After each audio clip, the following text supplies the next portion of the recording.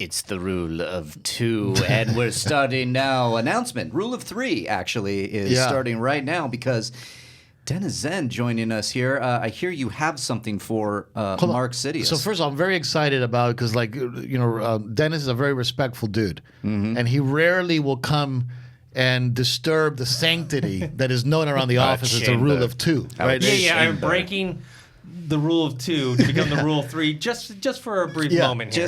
Before we go into that, I think our listening audience deserves to know why we weren't around last week. We'll talk about that real quick. So let's talk about that. I got sicker than a dog and we were going to record with Christian Harloff, but then I made the announcement on Twitter. It was all there. It was like a thing. It was like a thing. It was a big thing, and everybody's like, Riley and Harloff are going to talk Star Wars. I was excited about it. I was excited too, and then I decided to hang out with my niece a little bit, who had a little bit of a sniffle, which then turned into a flu for me in 103 temperature. The phantom sniffle. The phantom sniffle. So I was out Tuesday, Wednesday. Wednesday, I'm like, hey, can we record Rule of 2? And no. Time has passed. Yeah. You, on the other hand, were enjoying I was in an yourself. away mission. Yeah. I went to the pleasure planet of Oahu. Pleasure planet of Oahu. Yeah, and I was going to say, weren't you on Scarif or something? Yeah, no, I mean, Scarif. Oh my lord! Actually, Scarif does look beautiful in the movie. It looks beautiful in the movie. I mean, but I was out there hanging out, taking some R&R, doing some reflection, and doing a lot of drone flying. Yeah, I love drone photography. It's kind of like one of my little hobbies. It's my hobby now. Yeah, it's a lot of it to you too. Oh, you it's so much fun. The droning. Yeah, it's so much fun, and flying drones in Hawaii is special because of the surfers. I got pretty close to the surfers. I had a funny story about that. I almost lost my drone. Oh wow! Because my controller was reading that the drone was at negative. Height, that it was like -4 feet because of the sea level. Oh, wow. And it wanted to start landing. You know how like when the drone starts landing. Oh, no. And I was over the water about maybe 700 yards away from shore, over like nice 5-foot swells and surfers trying to shoot them. And I started saying landing. And I was like, oh my God. And I zoomed that thing up and, brought it back to the shore. And I swear to you that I ordered the words, "Another happy landing." Yeah. Another happy landing. Yeah, one of my favorite lines of Star Wars. But anyway, we got Dennis here, man. Dennis is joining us for a brief second. Dennis, what do you got? Yeah, when I saw this, that they had this, everyone knows around the office, I'm one of the people, I think me and Perry, probably like the most Funko Pops in the whole place. Yeah. Oh, you guys plenty of different, franchises, obviously Star Wars, Game of Thrones, and all kinds of different stuff. And then when I saw this one, they had this special one for the Smuggler's Bounty that you can only get when you're a subscriber. I saw this, I was like, okay, I should get this one because it's perfect for Mark. I'm feeling something. I'm feeling a premonition. Okay. Yeah, here we go. From his favorite Star Wars movie. Oh, boy. Oh, I'm excited about this. Which is The Last Jedi, right? No, wait a minute. No. Here we go. Oh, wow. Look at that. Duel on Mustafa. Oh, wow. Look at that. Wow. Oh, wow. Look at Obi-Wan and Anakin. Yeah, this is sweet. Dueling it out. That is awesome. There you go. Look at the eyes. I'm not a Pops guy, but now I'm a Pops. Oh, my God. Look at Anakin's eyes. So that can join your Anakin hot toy in your office. So there. I have, in full disclosure, I have a poster of Revenge of the Sith behind my desk. Yep. I have a really sweet Anakin hot toy that we unboxed here. Did the unboxing I have a video. little tiny Anakin, and I have Obi-Wan Funko Pop that you also gave me. And now I have Anakin and Obi-Wan dueling it out in our Golden Lightsaber winner for Best Lightsaber Duel. That's correct. That is right. The Golden Lightsabers, out of all the lightsaber duels out there in the Star Wars saga, that one. Dennis, would you agree with, before you leave? Is this the best duel in Star Wars? I have to be honest here. I it's my number 2. First of all, thank you. Yeah. Little love for Dennis Zen. That's a great gift. I'll be honest. It's my number 2. Number 1 is still the Darth Vader Luke in Empire Strikes Back. That's mine. Okay. That's you my know what? number 2. You know what? Start the open. We got to talk about this. Yeah, we got to talk about that right now. All right. Welcome to Collider Jedi Council's podcast feed. No, you're not going anywhere. Rule We're of gonna talk two. about this. Yeah, we're talking about Okay. this. We're going right in the opening right now. Yes, because He disagrees with the golden lightsaber choice, and I want to hear why. that's great, and that's what I wanted to get into. We were gonna usher Dennis out of here after the cold open because the rule of two has rules after all. But then a little behind the scenes here. What the hell were we going to talk about on this rule of two? Well, there's no news. I mean, what, we're going to complain about The Last Jedi? I've already done that enough. I'm You know past what? it. It's already done, and I'm sick of defending it right now. So I'm going to take a little break. Yeah. But yeah, we were like, what should we talk about? So on this special Rule of Two episode on the Jedi Council Podcast One feed, we brought in Dennis Zen, who did give the that's so duel on awesome. Mustafar. Thank you very much. But Let's put it right here for the duration, right? I am your host, Mark Yodi Riley, also known as Darth Rylus, joined always by Mark Fernandez, a.k.a. Darth or Mark Sidious. Yep. And we have, what did we say was your Qui-Gon Zen. Qui-Gon Zen. Qui-Gon Zen. Qui-Gon Zen. Joining or us the for Phantom Rule of Two. Dennis, right? The Phantom Dennis was also. I got two names. You Yeah, got yeah, two. yeah. I have two names Yeah. now. I have Yeah. Yodi and Darth Rylus. So why Yeah. not? So we brought you in, Dennis, and then I was ending it with the golden lightsabers. What a resounding success! And people were talking. You were tweeting at us at Collider Video. You were hitting us up there. And then I said, do you agree? Do you think the golden lightsaber was awarded the best Star Wars duel? Yeah. To Episode 3, Revenge of the Sith, the duel on Mustafar. By a considerable margin as well. It was a good margin. Oh, it wasn't even close. It wasn't even close. Oh, Well, I don't wow. know about that, but let me see if I can pull up that Pull up tweet. the stats. I want to see if I can pull up the I thought it was stats pretty. here. Look. Maybe I'm remembering the golden lightsabers with rosy colored glasses or whatever. You might be. But I thought that the duel at Mustafar was a clear-cut winner.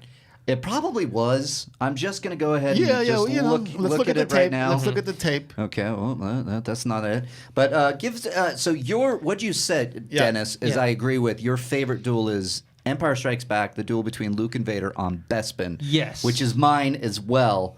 But give a little reason why, Dennis, as Yeah. I look this and then up allow real me quick. to retort if I mean, look, I love that one as Allow well. me to but- retort. Yeah. I think for me, it was the tension building up to Luke facing Darth Vader, because he didn't really face him in A New Hope, right? Like No. he was flying Yeah, TIE yeah. fighter and Darth Vader was in his X-wing, but we never got that. They came at odds with each other, mano a mano, so to speak, but it was in their respective little ships, right? Yes, yes. So, but we didn't get that face to face.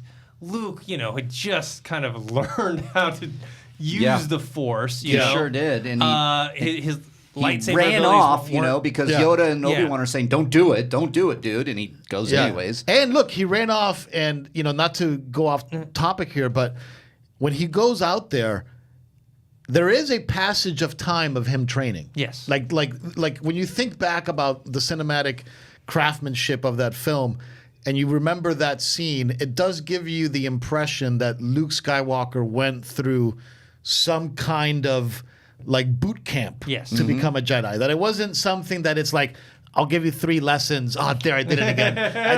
I said I wouldn't do it in this episode. I'm sorry. Go ahead. No. But all this tension, you kind of had this almost meet up in New Hope, and you're like, okay, here's Luke the hero, here's Darth Vader the villain that you don't know is his father yet, and just all the anticipation of Luke training and then finally coming. Some good points. Going to Bespin and just it's shot so beautifully too. It really is. It is like with the blues and the oranges and the smoke and the shadows of Vader and there's just something so special to me about that fight and just the kind of the ferocity you have of Darth Vader versus Luke. You can tell so good. Darth Vader is so much stronger than Luke, not just in the Force but just physically stronger than him.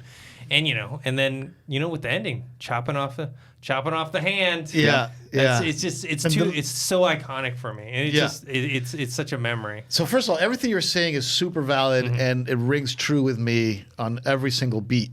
But especially delivering maybe one of the most famous lines in cinematic history, right? Like it's a huge moment in cinema that lightsaber duel.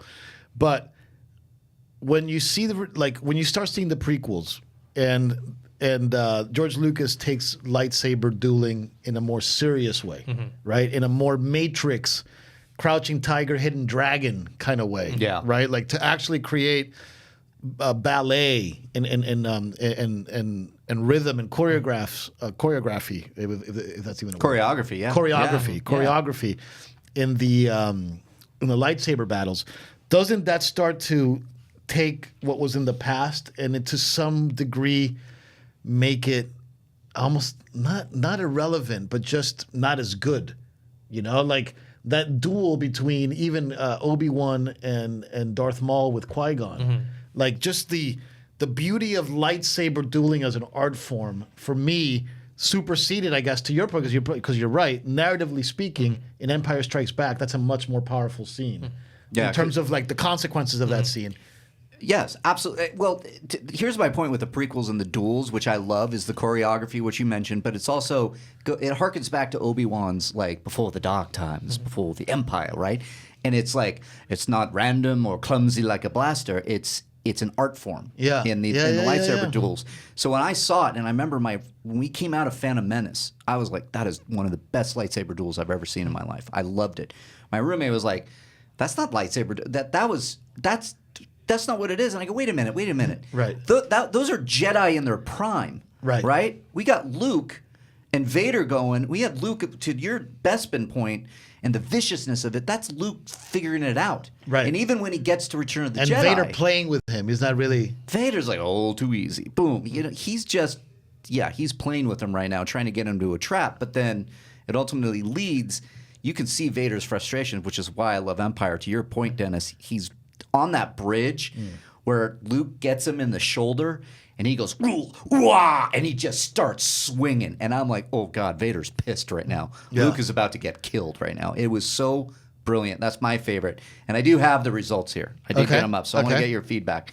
Because Bespin, 16%. Last place. 16%. 16.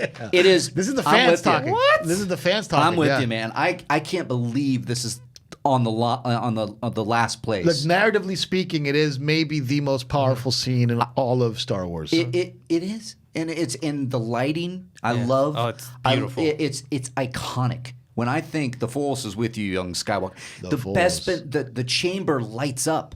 And there's Vader in shadows. You don't even see his face. He's just a helmet. He's just a dark shape. Right. And there's Luke like, all right, you're in for it, buddy. An image that they use a lot, right? Like they used heavily in Rogue One, the shadow, the outline. The shadows, the outline. I mean, it's just Revenge of the or I'm sorry, Phantom Menace, the first poster where young Anakin casting the shadow of Darth that was Vader. actually one of my favorite posters ever. I love that poster. Despite my feelings about the movie, that poster is amazing. Yeah, It's when amazing. that poster, It's amazing. That one sheet comes out, and you're a year out from your first Star Wars movie you never thought you were going to get again. Yeah. That's what I love about the build up to Phantom Menace. Even though the movie kind of didn't land as well, but when you're leading up to that and you see that poster and you're like, we're getting a Star Wars movie in a year? Yeah. Oh my God, I love that poster. Let me ask you a question, both of you, real quick. And I know we're kind of off to the next thing a little bit, but did the Phantom Menace come out post Matrix? Yes. Matrix was March of 1999 and Phantom Menace May of 1999. All right, so it came out with a matter of months from each other. Yes. Okay. So do you believe that there was any influence at all between Master Yao Ping, who did the I get this word, I have a stumbling block on this. The fight choreography. The fight choreography. Sorry. Hey, look, I'm not perfect. I have problems with certain parts of speech. But do you think there was any influence? Because that movie is the most influential film, I believe, next to Citizen Kane all time. The Matrix? The Matrix, yeah. Oh, yeah, it changed everything. Well, the bullet time, special effects. It's another thing. We all accept that The Matrix is probably the most important film ever made, potentially. Not even the most important film. I actually argue that it's one of the most important works of art ever created by a human being. But aside from that, do you think that the methodology in the fights influence how Lucas took such a different approach to the lightsaber fighting in the prequels? I think it might have been too late. It's too late. Yeah, you got to think in the process of like post production. Yeah. They're in post they're filming at the same times. Right. But they're like in maybe post at the same time. Was there some kind of thing where Lucas was looking at Chinese kung fu films and Japanese films, just like he loved Kurosawa and stuff like that, just like how he took old World War II footage of the dogfights and made the tight, did he know I'm going to change lightsaber fighting to be this way more elaborate thing? Like what brought that? Because it's so different from the original films. I mean, right? maybe that was his original. I haven't read what was that? How Star Wars? What was that book that Christian kept talking about? Oh yeah, how Star Wars conquered the galaxy, or the universe, or whatever. I haven't. Me and Riley love Star Wars books. Yeah.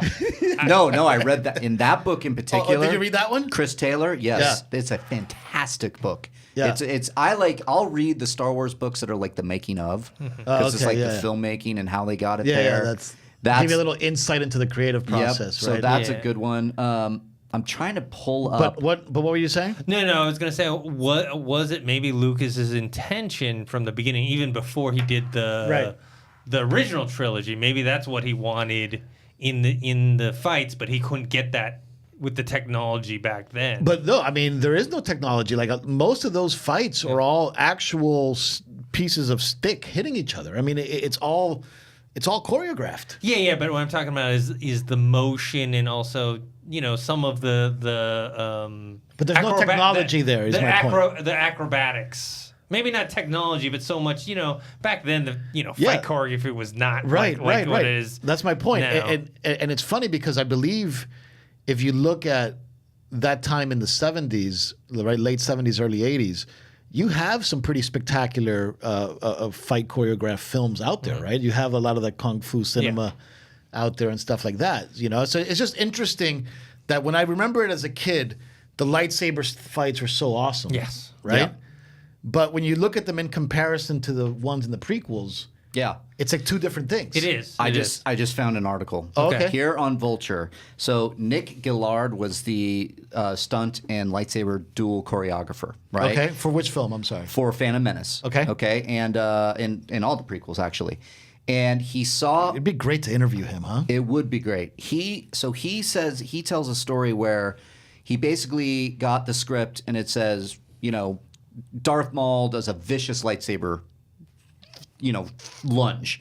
That's it, right? There's nothing in the writing. So he got to peek at a little bit of the storyboard art, right? And he goes, okay, so this is going to be different. So he's basically saying, I wanted to create a lightsaber duel, none that we've ever seen before. And here's what he says. He said, sure, there have been lightsaber fights in the original trilogy, but only with the ancient Obi-Wan, the lumbering cyborg Darth Vader, and the barely trained newbie Luke Skywalker. Yeah, well said. All the other laser sword-wielding Jedi had been exterminated by the forces of evil. By contrast, the prequels would be set in an early era when the Jedi were prosperous and many, and Lucas would put it in the behind-the-scenes documentary. He wanted moviegoers to see a Jedi in his prime, fighting in the prime of the Jedi. So he turned to Gillard. I thought I wanted a faster version of what the other movies were, a more energetic version, and that's basically what he gave me, Lucas said. There it is. Okay. The Jedi in their prime. That stood out to me, so I think that's what... I must have watched the documentary 18 times. Yeah, because it makes sense, but it doesn't fully explain why Vader doesn't have the moves, right? Like, he has them in Rogue One. Right, like he's still like in Rogue One, he's a continuation of Anakin Skywalker from a lightsaber wielding perspective. I mean, some of those moves that he's doing with that effortless Neo style blocking of the fucking of the lasers coming in Rogue One. Yeah, I will just watch that scene. I love that scene. You know what I mean? Like, I like the movie. Okay, it's not for me a movie that I can sit and watch again and again and again. But man, can I watch that scene over and over and over and over and over again? It's a great scene. I'm gonna throw some headcanon out there on why Vader is not as eloquent. Okay, I love this. Yeah. He's pulling his lightsaber a bit For his kid. As he's fighting his kid. Yeah. I totally buy that. Yeah, I totally buy that. He's definitely, Luke picked up on it. He picked up on there's good in him. And that's really deep. That's really deep, He actually. really wasn't pulling it either in Bespin. Right. Towards the end there. It was vicious. Yeah. Like, I mean, he does this. I mean, he as hard as he can to take Luke out, and Luke ducks. and gets a shot in his shoulder. And he cuts off his arm. And then cuts off his arm.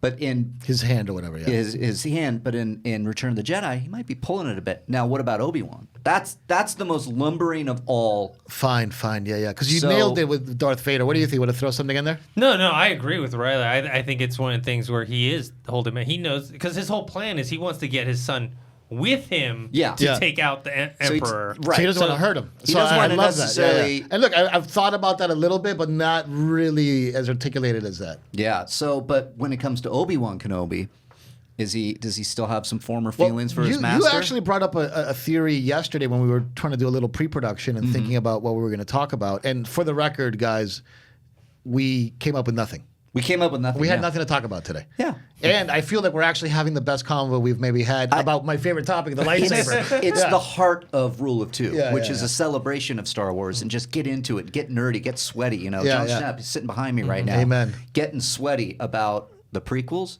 the originals, and the sequels. Yeah. All right. So to stick to your point, you had a theory about why Obi-Wan did what he did, as lumbering as he did, very specifically related to his mission that is echoed in The Last Jedi. Absolutely. You want to? I mean, that's a decent theory about why Obi-Wan is like that. And this is not mine. And let me see if I can go to my Twitter account because somebody put this great meme out there and it blew up. And they're like, "Holy crap! I didn't know that was going to go anywhere." But so it's essentially like, what's Obi-Wan's mission on the Death Star? It's to deactivate the shield, right, or the tractor beam. Yeah. But then he sees Luke. Okay, and they're all trying to escape. Yeah, he sees him for it's a good shot too. And he says, "Run, Luke, run!" After he gets, "If you strike me down, I should become more powerful." But he is stalling. He is stalling for Luke to go fight another day, and Obi-Wan is basically looking at Vader, and allows himself to be struck down. And he basically, in his head, is thinking to himself, "I am not going to be the last Jedi. I'm going to let this kid go. I'm going to give him enough time. He's going to strike me down." And they're going to get away. I deactivate the tractor beam. And the future, A New Hope, is going to go fight another day, right? So that's Obi-Wan's motivation. What did Luke do in The Last Jedi? Same thing. There's the echoes of the Star Wars universe. Those are the echoes and the rhythm that Lucas loved. So Luke goes out there, a projection of himself, still a Jedi, still a Jedi. He still learned what he did, what he learned in Return of the Jedi. Throws his weapon down. No, I'm not striking him down. I'm not fighting. He throws the lightsaber over his shoulder when Rey hands it to him. Nope, he's still a Jedi. He projects himself, the projection of an image of the last Jedi to give hope, a spark of hope to the galaxy, to stall Rey. Yeah. Same thing. Rey needs to escape. That's our last hope. Well, She's our last Rey's hope. not even captive, though. She's not, no. You're saying his sister needs to escape. The resistance has to escape. Right. With Rey stall. leading. Same thing of stalling. Stall. Yeah. He is stalling, and that was one of the things that, of course, everybody said. They said, "Oh yeah, he's stalling." That was one of the threads that everybody talked about. Luke was there. He's stalling so that the remainder of the resistance can get on the Millennium Falcon and fly away. So he can go out with the same kind of honor that he saw his master Obi-Wan Kenobi go out with. There's the echo. That's what I love about this. I saw this meme and I went, I didn't even think about that. Can I see the meme? Yeah, I'm trying to pull it up right now. No, I haven't. What do you think about that theory? I mean, it's pretty accurate, possible. right? I mean, I've been watching. I'm on the last season of Star Wars Rebels, and I don't want to spoil anything for anyone. It's okay. Spoil it. Okay. Well, spoiler warning. Yeah. Do you guys watch the show at all? Rebels? Oh yeah, I've seen it. So you saw the last season. I've seen everything. I've seen a lot of episodes, not every single one, but I have seen the last. Like I saw the season finale. Okay. So in the last, I actually haven't gotten to the finale yet. I just watched episode, I think 10 or 11. Which was Jedi Knight, but it's Night, and it's the last well, it's not the last episode with Kanan, but it's the one when Kanan dies, sacrifices himself. And I thought that was a very emotional, powerful, sacrifice and a death for a Jedi. Yeah, so. It was great. Rebels was fantastic. I love the. Yeah, we've talked about for me. The it's Clone hit or Wars. miss. Yeah, I think you would have liked that episode because the way. Which one is it? It's episode, I think, 10 or 11 of Kanan the last. sacrifices himself. Oh yeah, I've helps seen that out. one. I've seen that one. Yeah. So, I like that one. There's some great episodes. The Kanan character is really cool, and so is Ezra. I mean, they're both great characters. Here's the meme in question for everybody. You can go to my Twitter feed at Riley Around and check it out. But it's run, Luke, run. Pass on what you have learned. He's doing this for a reason. He's stalling so we can escape. That's Obi-Wan looking at Luke, thinking pretty much the same thing. Luke's doing the same thing with Rey. Yeah. I love that. I love that connectivity. I love the connectivity, and I think my critique of this is that is it some poetic rhyme and reason, or is it just lazy creativity? I mean, it begs the question. Oh God, no! Rian Johnson is the biggest Star Wars fan there is. Now, everybody, you can call him ruin. You hate him. Fair enough. You think he ruined your Star Wars, but this guy knows Star Wars inside and out, and I know for a fact that he meant to do that. That is what Lucas did. Lucas did that. There's a great video out there. We talk about it. We might do it in the future episode. But the echoes and the rhymes in the Star Wars universe. Sure, yeah. And there's plenty of them. And Lucas was doing that in the prequels to the original trilogy. And he talked about it. Yep. And it's happening again. It's happening That's again. fair. And I love the echoes again. I mean, 3PO getting blown up, right? Yeah. In Empire Strikes Back. What happens in Attack of the Clones? He gets blown up. And he's put on a battle droid. That's just a very simple echo. Yeah. We have Darth Maul taking out Qui-Gon Jinn in front of Obi-Wan Kenobi, right? This is another echo. Obi-Wan Kenobi gets taken out by a Sith in front of Luke. Yeah. And then that echoes even more to Luke in Last Jedi going, I'm not going to be the last Jedi. And I think it's absolutely by design. There was another one that was out there too that I'm trying to remember. For design. Look, it's definitely by design. I totally get that. Yeah. But the cause of what Obi-Wan did to me resonates much stronger than the cause of Luke. Only because I see it. He was directly standing between him and his sister and Poe Dameron and all these other folks, right? Right. Like Leia, Rey, and Chewie were on the Millennium Falcon during this whole time, right? Yeah. Yeah. Rey was landing landing. No. Chewie was landing. Right, but she was mobile. On the She wasn't in direct danger. The people that were in direct danger were the Resistance, right? So, I agree with you that there's an echo here. There's no doubt about that. It's absolutely there, and I'm sure. I'm actually, it was even stupid of me to say. Of course, Rian Johnson planned it that way, right? Yeah. But he's sacrificing himself for the Resistance is the way that the exposition of the story is going on. And I would get that. I totally get that. But I think that where he's sacrificing himself, to your point, I won't be the last Jedi, which is a much more entrenched thing, which I think Star Wars is meant to be. I'm not going to be I'm going to save the Skywalker saga. Yeah. Where it doesn't know, I don't know if I got the same thing there. Well, I think to your point, he's not doing it. He's not looking directly at Rey, and Rey's not in the middle of the danger. Right. He's not standing between danger and Rey. But here's what I get from it. She saves the day. She comes back, pulls a Luke, leaves Octu. What, it just opens the rocks up? She opens the rocks up, yeah, she helps out, but she comes and saves the day.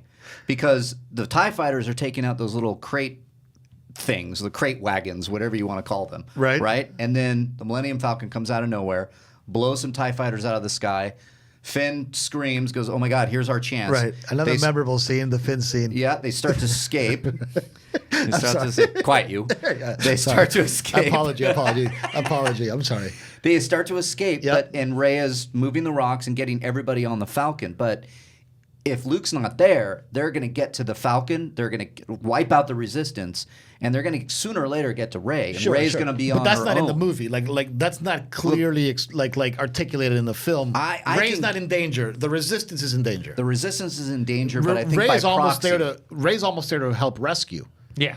Yes, absolutely. Yeah. So she's but not I think that she could have been blown out of the sky if Luke wasn't there. I think the Resistance would have been gone because that cannon would have hit, and Luke then steps out. The Resistance would have definitely been gone.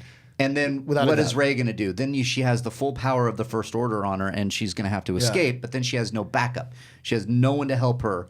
She has no Poes, no Finns, no Leias, no Resistance to help her start to rebuild the Jedi Order if that's where she's going. So, Dennis, you want to throw something in there? Because I'm about to go into a small rant. No, go for it. Okay. So, oh, shit. I'm glad you're here, Dennis. So, first of all, this is my favorite part of this show, is that, Riley and I are such sort of kindred spirits that we can have real debate about something, and it's just kind of funny to both of us, which is, like, to me, a wonderful thing. But this is actually, I think, the scene that I despise the most in The Last Jedi. Okay? Which one? This one? The one that we're going to talk about right now. Oh, okay. And it's so we went to the premiere together. Yep. You were there as well. Yeah. I think we all sat. Actually, Oh no, I wasn't at The Last Jedi. Oh, you weren't at The Last Jedi? No, but you guys were. Yeah, we I was at definitely Solo. were. We were hanging out the whole time. Yeah. I remember. But anyway, when I saw the film for the first time, and you see Luke kind of show up, right, and he looks a little different, and you're like, wait a minute, he looks different, and he has his hilt. Like I noticed that right away because I'm a hilt junkie, right? I love lightsabers. He had Anakin's hilt. So I knew something was wrong from the second he showed up, right? And then you see him with this confrontation where he walks out and you do the shooting stuff and he brushes it off, and then Kylo comes down. Yeah. Okay? And Kylo takes out his fucking lightsaber. Yeah. And Luke ignites his. I was like, oh my God, here we go. Thank you. Finally. I've been enduring this movie. It has questionable choices in the space race and all this shit, but here we go. Finally. A lightsaber fight between Kylo and Luke. This is going to be fucking epic. And what happens? It cuts to maybe 8-9 minutes of Poe Dameron saying, I wonder how he got in here. We should get out the same way. And this lasts for a while. And then you go back outside, right? Because this goes on for a while. You go back outside and they're still standing there. What the hell is going on? Dramatic pause. Okay, I'm sorry. Dramatic pause. Thank you for letting me get that out there. Because that to me was just like let me tease you with what you want, and let me just almost in a really intelligent way not give it to you. That's Anyway. what I don't understand, why people are so up at arms. And to your, I stand by your point, and I will take it, and we will discuss and debate. Yeah. But you get everything. You get Luke actually facing the First Order with AT-ATs. Okay, that was great. You get that. It's become an iconic shot. He walks out there, and that music. Yeah. There's a reference to the music in The Imperial Last Jedi March. is incredible. There's these amazing things. The effects are amazing. Then you get a lightsaber duel. Sure, there was never the right. They never touched. Yeah, they never touched. But you have the dramatic. You have Luke confronting Ben Solo, Kylo Ren. They do talk. You get all of that. Then, when he fades away, which blew my mind, continues to blow my mind, the layers start to appear. They start to get deeper. They start to go so far down that I start to go, oh my God, wait a minute. We're talking about Return of the Jedi when he says, I am a Jedi like my father before me, throws his weapons down, embraces the Jedi code and says, I'm going to do this thing my way. Then you get the idea that he became the legendary Luke Skywalker, reinserted himself into the conversation by coming out and using all of his. He hasn't used the Force in however many years or months or whatever it may be, which I agree is a little bit muddy. That's my story point, nitpick. Yeah. But he then finally comes back and uses the Force in the most astounding way, in a way I have never in my mind ever in a million years would have thought a Jedi can Force project himself across a MFer galaxy. This guy projected himself across a galaxy. The most powerful Jedi ever to walk the Earth just projected himself across a galaxy.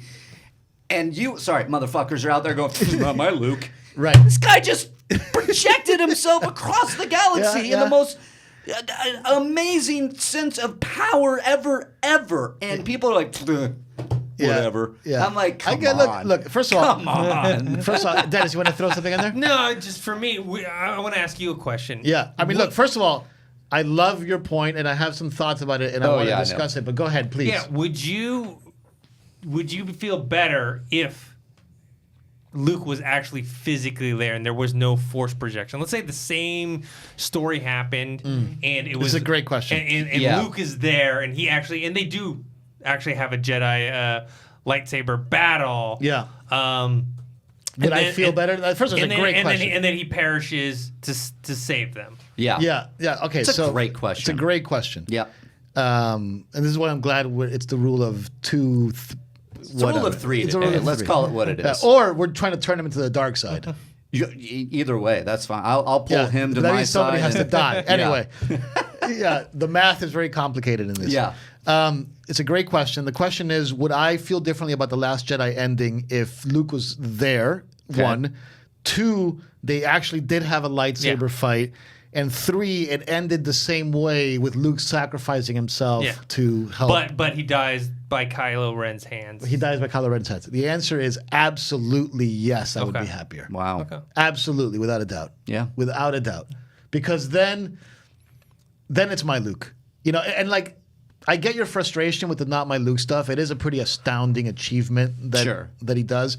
My problem with the Luke arc is not the end. Mm-hmm. It's everything between Return of the Jedi and the end. Really, right. I mean, the end is a grand finale, right? So it does have, to your point, some beautiful elements to it. Like, I thought another thing that would make me happy if it was exactly the same way as it is now, and when he says "See you around, kid," he's still alive. Yeah. Like, that's it. Yeah. Like, I mean, that one choice would have made that movie from what I consider like a 2-star Star Wars movie to like a 3.5. Yeah. I mean, because it's like we go into episode 9 with our favorite hero who says maybe the greatest line at the ending of a fucking movie cliffhanger. Yeah. I will see you around, kid. And maybe he still will, and as a ghost and whatever. Oh, yeah, he will. But, I mean, it really created this redemption story again, right? To talk about echoes. Yeah. About Luke trying to maybe fix his fuck up of overreacting to Kylo Ren's struggle with the dark side. Yeah, and also it's with Luke trying to rebuild the Jedi Order and then it falls apart again. I mean, it's like history is repeating itself. The prequels it just happened again, right? He loses his student. Yeah. And the student destroys and does Order 66 all over again on the burgeoning Jedi. And so he's forced to repeat this again, and that's where Luke goes, the Jedi need to die. This was why. This is why he did what he did. Yeah. Because it's repeating himself. Right. It's like the Matrix. It's going to happen again. And that's what I love. Now, I'm a Luke Skywalker guy. He's my favorite character in all of cinema. Right. It's like me with Anakin. Yeah. Luke Skywalker's my everything. Yeah. Before you go there, what's your favorite character in storytelling all time? Oh, man. Yeah. Of all time, or are you talking about Star Wars? No, all time. Yeah, like for you, it's time. Luke. It's Luke. For me, it's all Luke. time. For me, it's Anakin all time. God, that's tough. All right, think about it. It's never been more so after Last Jedi. Okay, so go ahead. What was my point? I don't know. So he... Fuck, I'm sorry. I took Oh, you know what? No, it's because Luke... I know that if everything happened and he went, see you around, kid. Yeah. And they picked him up for 9, I would have loved that. Right. I mean, how could I not? Right. How it would have been not? better. It would have been better. I don't know about better. I can't answer that. Yeah. I really can't because it's like... Better for you. Better for me, definitely. But yeah, I mean, it's very subjective, right? It's subjective because I love the theme of him kind of standing by, like, I've come to this island to die. And he basically does Yoda. He disappears. Yeah, but it's just like sometimes there's enough. Like it's just like in rock and roll, and I love playing music. I'm not the greatest rock and roller, but I've written songs, and it's fun. It's a fun, creative exercise. And sometimes, like that great Led Zeppelin line that says, "You always end up with the same old jam." Mm-hmm. And like. People already call The Force Awakens, and Frosty actually is the one that told me this, and I think it's actually very insightful and a very clean little nugget of what it is. It's The Force Awakens was absolutely necessary Star Wars karaoke. Right? Yeah, because it was basically a soft reboot, but Star Wars karaoke, right? We needed to reintroduce Star Wars into the lexicon again and get people excited about it again and remind people of why Star Wars was as popular as it was, and that was why we got a. And I will argue with people too on Force Awakens that it was a New Hope remake. They're calling Echoes remakes. And again followed. Right, but that's my point: is how far do you get before it becomes that same old jam? You know what I mean? And that's why I love The Last Jedi so much, because it just literally, everybody thought we were going to get a remake of Empire Strikes Back. Right. And I remember the dialogue going in. Rian Johnson was... Come on. Rian Johnson has been fighting the good fight on Twitter for a long time now. People were yelling at him that they saw the previews for The Last Jedi and they went, you're just remaking Empire Strikes Back with those fans are tough, man. Yes. They are, it's hard to please them. Which is amazing why this show has such nice Star Wars fans. You know, I know. I mean, like, I'll say that, knock on wood, right? Well, we got those two knuckleheads arguing on our Twitter feed last week. Yeah, dude, all vacation. I'm like, there's these two What are guys they arguing on our Twitter So thing. somebody brought up... it was like a prequel versus sequel thing. It was a prequel-sequel thing, and Yeah. somebody said something about I had to rewatch the prequels because you guys have talked about it a lot, because we love the prequels, too. We love the sequels. Like elements, you know. Yeah, we love Star Wars. We love Star Wars, but Yeah. somebody brought it up, and these guys just kept going, just kept fighting. Like one was on prequels, one was on sequels. One was and they're like it basically devolved into it. No, you're wrong, and F you, and you're lazy storytelling, and all this.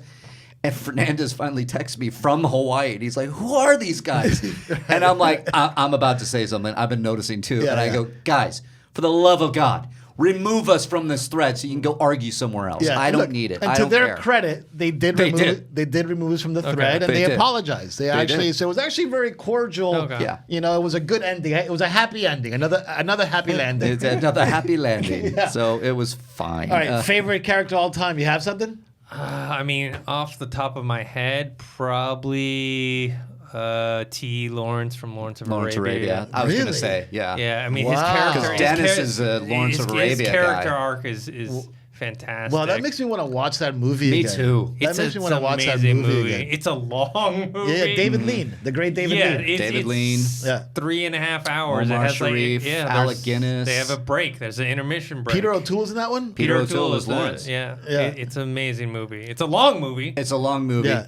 So you're not going with Ray Liotta's character in Goodfellas? Your No, other, I mean, I know that's one of your Goodfellas- other favorite yeah, movies. It is, but I mean, Ray Liotta, he's great in that movie, but his character, he kind of takes more. He's almost like a passenger on a ride. Yeah. Versus him, he's not driving. He's not the hero. He's not driving his own Yeah, story, yeah, yeah, really. yeah. Where Absolutely. T. Lawrence, he's driving his own story. Yeah. He's a man with, he believes he has his own destiny and kind of I don't know, the darkness that he kind of goes through. Oh, yeah. First That's of all, great. I'm going to watch that this weekend. That was a great endorsement. Yeah, and I love Lawrence I think Arabia. I've seen it like back maybe in the film school days, but I haven't seen it in ages. I don't even remember it. I don't think I've seen it What in about 10 Star years. Wars? What about Star Wars character then? Yes, favorite Star Wars character. Man, I mean, as far as like a character, you know, the Anakin / Darth Vader is pretty up there. Look, Yeah. like I said, this is my thing about the prequels is I actually like the story that the prequels tells. I yeah. think it's a great story. I think it's a better story than the sequels one. It's just that I don't like some of the execution of what happened in the prequels. That's kind of across the board. But the for actual some people. story, like where you have Anakin and his journey to becoming Darth Vader and seeing what happens with him in the original trilogy as Darth Vader, that is the most compelling. All right, so we have an Anakin Vader vote for Dennis, and that's yours as well. So Yeah. it's 2 Anakin Vaders, 1 Skywalker, Luke Skywalker. We're keeping it in the family. I like that. Yeah. This is a great celebratory Yeah, this is rule truly of 2. We've truly become the Seinfeld of Star Wars podcasts. And why not? And we're Yeah. keeping Dennis on for the whole time. Yeah. I hope you don't have any other work to do, Dennis. yeah. Look, we're 'cause almost at the last run here. We're in the trench run part of this show. Yep, we're gonna go in the last 10 minutes here, and let's just talk Star Wars. Yeah. That's like what are some things that we can go around the table on this? Like, what do you love about Star Wars? The first thing that comes to your mind when you think Star Wars. So the first one, it's an awesome question because there's so many layers to that question. Yeah, it's an impossible question to answer too. And what I love, just like any relationship, to quote the great Woody Allen, a relationship is like a shark. And if the shark doesn't keep moving, basically dies. you die. Yeah. And what we have here is a dead shark. Annie Hall, if you haven't seen it, the greatest American comedy ever made, in my opinion. But anyway, So apropos for the conversation, since it took Best Picture away from Star Wars: A New Hope in 1977. oh, it did. It Yeah. actually very much did. Yeah, I like it. So in any case, love and my love for Star Wars has grown over the years. And what it was when I was a little kid changed and changed and changed. And at one point, like I've spoken before on this show, my love for Star Wars was completely embodied inside of Star Wars Galaxies, which to me was great. For a little while, my love of Star Wars was completely about the energy that I felt when I would watch some of these lightsaber scenes in the prequels. What Star Wars means to me now is probably my favorite part about Star Wars. That to me, Star Wars is basically an analogy for how I look at my life in a lot of ways. Not so much my personal life, but more the Game of Thrones that I'm playing. You know what I mean? Like the conquering of the galaxy, to rule the galaxy as father and son of my own making. And it's just fun for me to create parallels and literally life lessons, right? From some of the bad choices made of hubris and tragedy in this incredible franchise kind of give me almost it's almost like a code of thinking, which is really messed up when when we're talking about Star Wars and Sith and all this stuff. But to me, Star Wars is like this great bedtime story that somebody told me before there was electricity on this planet, that's actually intended to give you a guide to life. I mean, I know it sounds a little bit... That is such a great way to say it. The bedtime story. Yeah. It's the campfire story as well, right? Like people sitting around a campfire or a fire and after the hunt and telling the stories. Yeah. That's a great way to put it. I mean, that's, like and it's like I think about, I create analogies in my life and metaphors, and I explain things that I can't understand in my normal life by attaching Star Wars names to them. I like that. And like me and my business partner, like we talk about the Force, and it's truly perhaps unhealthy, but to me, Star Wars is something that I've had since I was a little kid, that's been there from the beginning, that has grown over time, and gives me, I think, very valuable understanding of humanity. Yeah. Oh, God. I don't know how you follow that up. Dennis? What do you love about Star Wars? Yeah, I mean, for me, being young, seeing the Star Wars story, it is, everyone talks about the hero's journey, and seeing a character like Luke become from a place that, where he feels like his life is only going to be he was going to stay on the farm. And he was a nobody, and he was kind of destined to become somebody, and that came through a lot of trial and a lot of sacrifice, and there's things didn't always go his way, and you have him in Empire Strikes Back, he ran on emotion, and he probably went too fast to too fast, too soon. Yeah, too soon. And it's one of those things. Mark's right. There's a lot of life lessons that can be learned from Star Wars and the Star Wars lore. I love the mythology of it. It's much like, the Greeks and the Romans with their mythology of the gods. These are the stories for us. I would think something like a Star Wars or the MCU or the DCU. They have these stories for us. That's our mythology, right? And that's where we learn the lessons of because all those Greek and Roman stories were to teach people lessons, and I'm sure that's the same way people read the Bible. There's stories in there that they learn. So I am an agnostic, so I don't subscribe to any particular religion, but I do believe that there is a bigger thing out there, and much similar to the Force. I feel like the Force isn't too far off from my beliefs of the interconnectedness between everyone and everything, and so I feel like that kind of philosophy can be attributed in my life as well. Yeah, that's a fantastic. It's fantastic. I don't know if we'll be able to turn him. No. Yeah, he's for the light. Yeah, he seems pretty light side. He's for the light side. We can at least. How about? Can we hire you as a bounty hunter and just maybe put a bounty on some? What about you, my friend? Well, I got a comment on that. That's a great way to put it too. Like the Force, and there's a connection, the energy of the universe that we have. I loved everything you said there. I want to acknowledge that. For me, it's like all those pieces, the storytelling. There was something about the story that really got to me later. The Joseph Campbell, the mythology, the hero with 1,000 faces.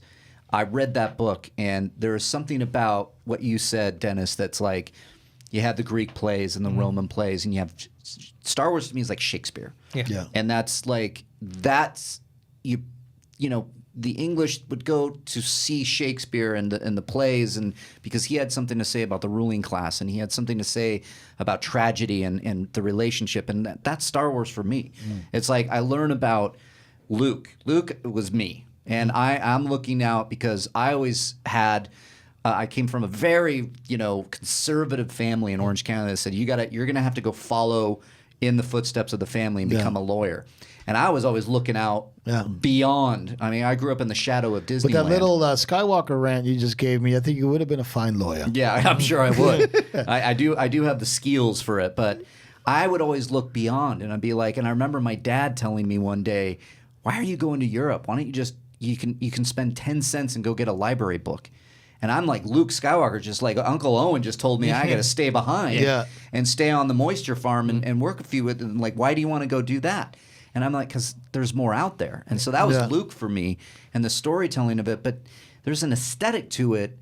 It's space wizards. That's just like, it's this old medieval, like Knights of the Round Table swords and sorcery that is so primal in storytelling for me. That's so deep. It's in every storytelling. But when Lucas made a simple change and put laser sword in the hands of somebody that could control things with his mind, that just spoke to me as a child. Yeah, and it's now the ultimate power. Yeah, it's the ultimate power. But then you learn between good and evil, the light and the dark, the balance, as you're putting it, Dennis, the universe that is out there, and a connection to something greater.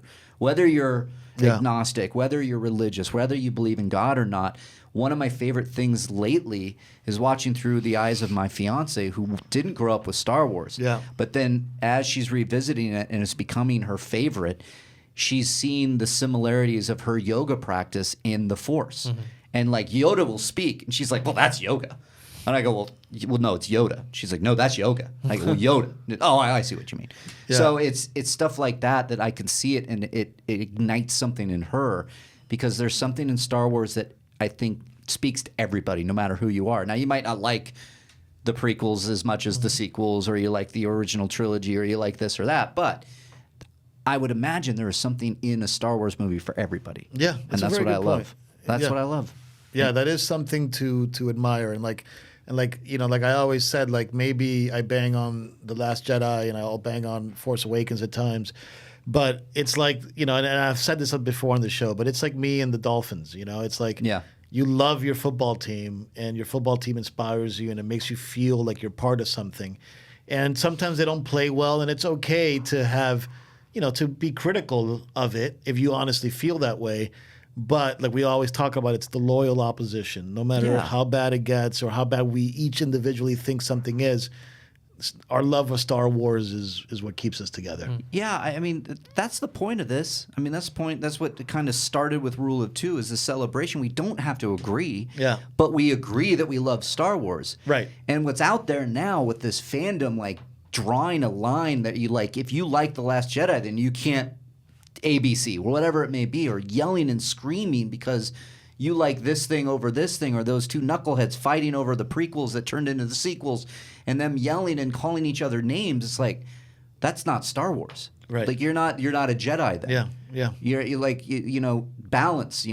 Failure is the greatest teacher, said Yoda in The Last Jedi, and I love that you can learn that from and take that from a movie that maybe didn't do well because Luke didn't pick up his sword and go fight people. And like this whole loyal opposition concept, that it's not about either or, it's about both and. It's like it's very important, and I know I've probably said that on the show too, because it's the most important thing I've ever learned in my life, is that it's not either or, it's both and. It's funny how something so simple, when you actually apply it on a daily basis and really force it into the fundamental layer of your decision-making process, right? When you're going to be an ass, or when you're going to be cool, or we're going to be tolerant, is that it's not about either or. It's both and. Either or is wrong.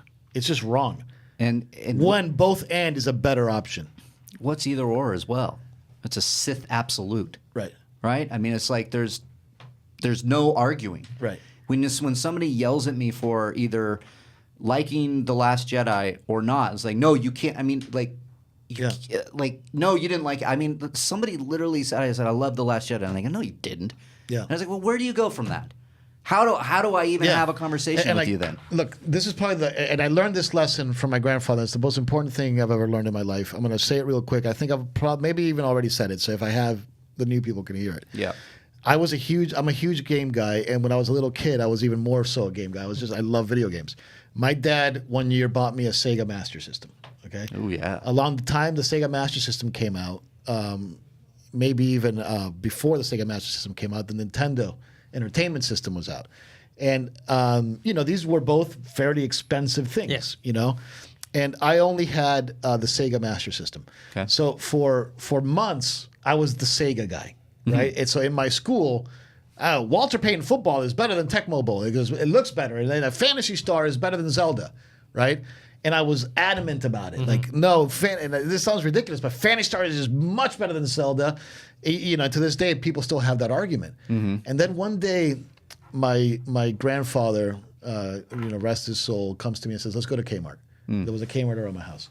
And I was like, oh, I loved going to Kmart because I bought all kinds of shit and, like little toys, I used to collect Hot Wheels. And he walks me over to the glass casing that has a Nintendo Entertainment System. And he was like, "Do you want it?"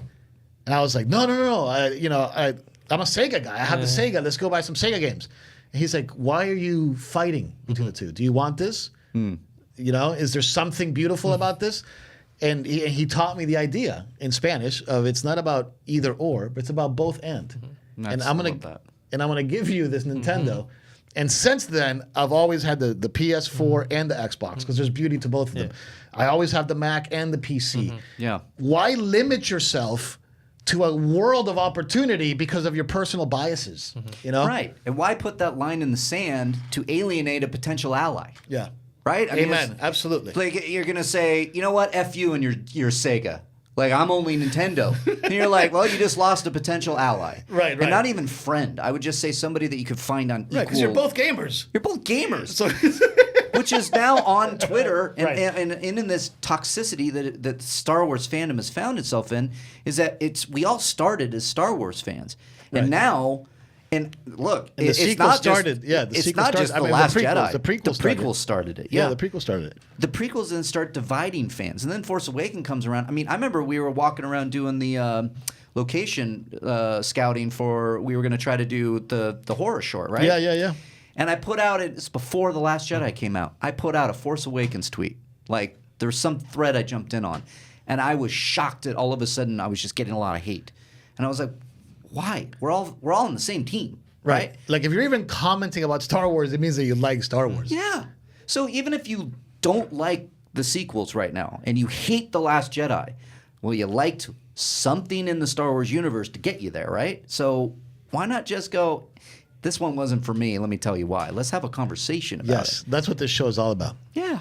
That's what we love. And I think Dennis. Yeah.